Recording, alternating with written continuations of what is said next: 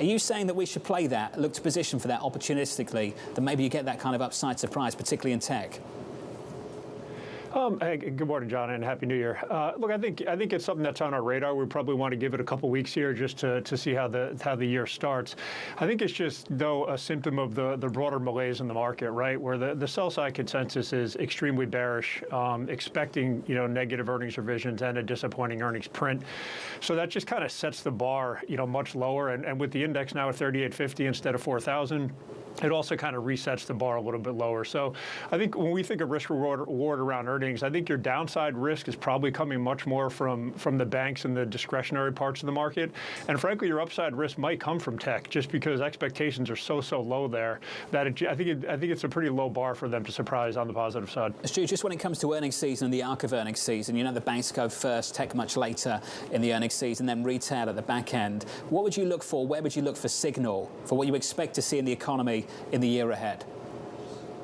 Well, I think you hit it right on the head there with J.P. Morgan starting off earnings in 2 weeks. I think the banks are probably going to speak very directly to the level of activity they're seeing in consumer spending and in lending, and I think that'll be much more of a macro takeaway from earnings will come from the bank sector, and I think that's where we'll get kind of the clearest update on the economy. To your point, we don't get that retail data till probably till the middle of February basically. So it's going to be first banks, and then we move on to the more idiosyncratic and kind of margin story from tech and healthcare. Stu, how defensive do you think the banks are going to be in 23, given the shifts we've seen in that business model over the last 10 plus years? I would expect them to be very conservative in their commentary. A lot of the CEOs have been on the tape the last month at various conferences and speaking engagements, also speaking with our analysts directly, and they've been, they've definitely guided down expectations, and I think they're trying to highlight the downside, kind of risk to the economy and to their numbers. So I would expect them to continue to do that. You might argue some of that was, also related to compensation in the bank sector as well.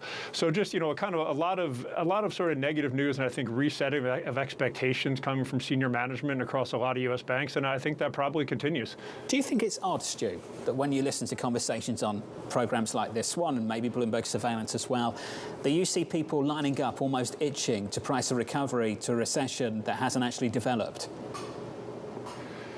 Yeah, I think that was the case in early December. I think the last 2 weeks have been quite a bit different. I think the Fed really, took the wind out of those sails, I think, right? To your point, I think in early December, the market was rallying. Folks were saying, the peak of inflation is behind us. It's going to be a shallow recession, and we kind of want to pre-trade that story. But, what the Fed did is it kind of drove a stake through the heart of that, because they essentially said, we're not comfortable with inflation. We don't like financial conditions where they are, and we're willing to sacrifice a recession to get inflation lower. So I do think that optimism was there, but I think it got eroded, pretty strongly in the middle of December, and that's why we've traded so poorly into year end. Well, energy names didn't trade poorly, that's for sure, and you know that. That's where the outperformance, the leadership was through 2022. Energy on the S&P, that segment up 59%, Stu, last year. Is it too early, too premature to make calls on leadership for the year ahead? Look, I think there's two, questions embedded in that. Tactically speaking, you tend to see a very strong rotation out of market leaders very early in the year, and that's been about a 9 out of 10 years in the last 20 or 30 years. You've seen sort of leaders from the previous year underperform to start the year. In terms of, what's going to outperform, the next 3 to 6 months, I'd kind of say your guess is as good as mine at this point.